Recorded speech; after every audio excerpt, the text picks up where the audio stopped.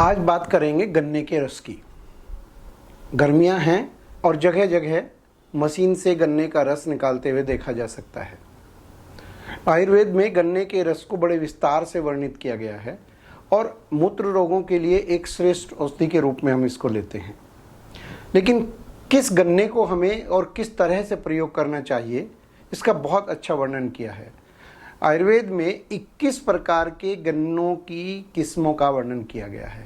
तो मोटे तौर से जिस गन्ने का रंग सफ़ेद हो और जिसमें गांठें नज़दीक ना हो, ऐसे गन्ने को श्रेष्ठ गन्ना माना गया है।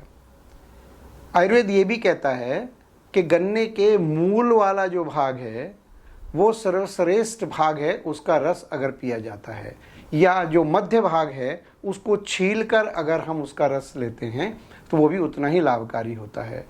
लेकिन गन्ने के ऊपरी भाग के रस को निषेध माना गया है। लेने का क्या तरीका है? सर्वश्रेष्ठ तरीका है गन्ने को दांत से चूसना। उसके गुण बिल्कुल अलग हो जाते हैं। मशीन के द्वारा निकाले गए गन्ने के रस में बहुत सारी मल और बाकी की चीज़ें मिल जाती हैं, तो आयुर्वेद यंत्र से निकाले गए गन्ने के रस को उचित नहीं मानता है। अगर लेना ही है तो ये सुनिश्चित कर लें कि गन्ना ताज़ा हो और ऊपरी भाग का ना हो और उसको रखा हुआ ना हो। जितना जल्दी गन्ना खेत से आकर और मशीन से उसका रस निकाला जाए, उसी तरीके से उतनी ही जल्दी हम उसको पी लें तो वो हमारे लिए श्रेयकर होता है।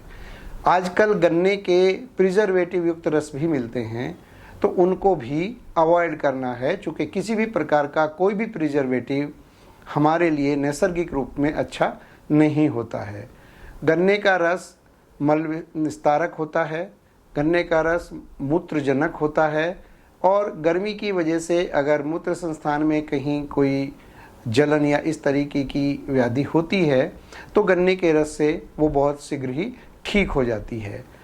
गन्ने का रस कफ कारक भी होता है और अगर ये रखा हुआ है तो विधाई यानी कि जलन पैदा करेगा और वात को बढ़ाता है। इसलिए यथासंभव गन्ने के रस को यंत्र से या मशीन से या गन्ने के कोल्हू से निकाल कर ना पिया जाए तो ज़्यादा उचित होगा। गन्ने को खेत से सीधे मंगाकर दांत से चूसने पर वो श्रेष्ठ असरकारी होता है।